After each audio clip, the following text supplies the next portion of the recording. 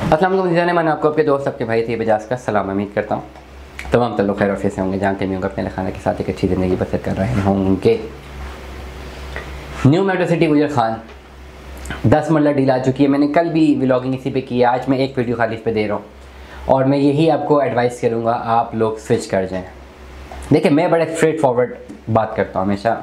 Overall मैं अगर कभी देखता हूँ ना, मैं इवैल्यूएट करता हूँ ना रात को सोचते हुए, मैं कहता हूँ यार क्या गलती क्या की बिज़नेस में। हमेशा सक्सेसफुल आदमी वो होता है फ्यूचर का जो कि अपनी गलतियों को देखता है, परखता है। गलती क्या की पूरे दिन में। मैं पूरे दिन सोच रहा हूँ यार फलाने बंदे की कॉल्स आई थी, फलाने बंदे को मैंने बड़े स्ट्रेट फॉरवर्ड जवाब दिए, बहुत क्लियर जवाब दिया, बड़ा स्ट्रेट फॉरवर्ड दिया। उसको मुझे कन्वर्ट करना चाहिए था, उसकी बात सुननी चाहिए थी, उसको मैंने थोड़ा मक्खन लगाना चाहिए था। मार्केटिंग का तो असूल है, ये सेल्स का असूल है।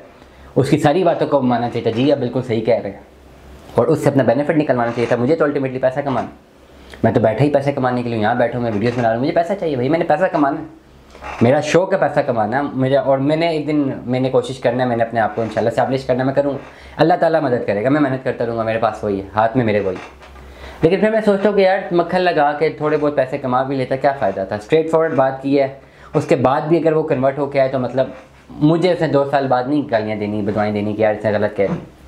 तो अल्टीमेटली जहाँ एक जगह पे दिमाग थोड़ा सा ये सोच रहा होता है कि यार तुमने खुद ही आई हुई रोज़ी को साइड पे कर दिया, दूसरी जगह दिमाग ये भी कह रहा होता है कि चलो ठीक ही किया। एनएमसी के हवाले से जितने लोग मुझे रब्ता करते हैं वो कर मुझे ये कहते हैं ना भाई हमने फ़ाइल सेल आउट करनी है, मैं ऐसी स्ट्रेट फॉरवर्ड ना करता हूँ कि शायद उसका दिल ही नहीं करता मुझसे दूसरी बात करने का, और ये बात सच है।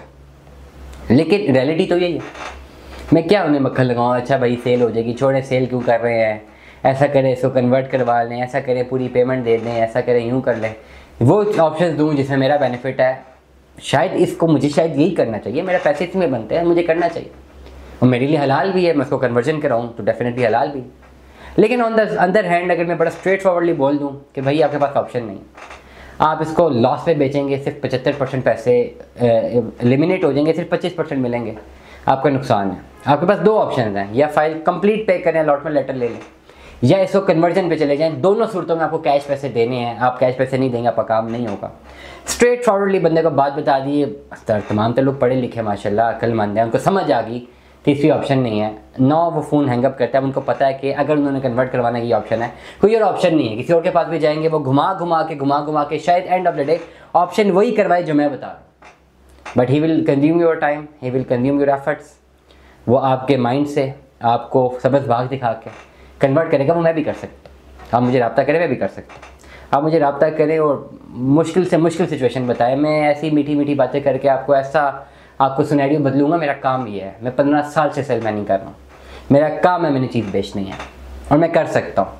मेरे बारे में मशहूर है, मेरे दोस्त यार जानते हैं सारे, किसके पास कुछ भी हो जाए बेच देता, ये कुछ भी करे बेच देगा, ये बेच देता है और मैं वाकई बेच देता हूँ। अल्लाह ताला ने मुझे बड़ी एक उससे नवाजा हुआ है, एक गॉड गिफ्टेड अल्लाह ताला का टैलेंट है, मैं बेच देता हूँ। लेकिन मेरी कोशिश ये होती है कि ये गॉड गिफ्टेड है, मेरा अपना कोई कमाल नहीं है, तो उसमें मैं वही चीज़ उसी तरह बेचूँ ना जो ओवरऑल मार्केट सिनेरियो में कल को अगर वो बेचना चाहे तो उसको नुकसान तो ना हो, बेनिफिट में जाए, एटलीस्ट उस प्राइस पे तो जाए जिस पर खरीद रहा है। तो ओवरऑल मेरा तो जहन यही मानता है। हाँ अगर मीठी बातें करूँ, घुमाता रहूँ बातों को, तो महंगी चीज़ें बेचना आसान है। जिसको नॉलेज नहीं होती, जिस बंदे को नॉलेज नहीं होती और आप नॉलेज दे रहे हैं तो आप अपने हिसाब से नॉलेज दे देते हैं, आप कुछ भी कमिट कर लेते हैं उससे, लेकिन बाद में कमिटमेंट पूरी नहीं होती। आज एनएमसी की कमिटमेंट पूरी नहीं हो रही ना, जितने डीलरों ने कमिटमेंट की थी पूरी हो रही है, अब लोग गालियाँ बदवाएं उनको दे रहे हैं। तो ऐसे पैसे से जैसे गालियाँ बदवाएं पड़ती हैं, मुझे अक्सर लोग कहते हैं कि जी फलाने यूट्यूबर को देखो कितना ऊपर चला गया, कितनी गाड़ियाँ हैं, क्या शो ऑफ है, और तू क्यों नहीं दिखाता, टी शर्ट में बैठा होता है। ठीक है, कोई गालियाँ बदवाएं तो नहीं दे रहा ना कोई। ओवरऑल अब देखो मेरे थ्रू किसी की इन्वेस्टमेंट्स हुई नहीं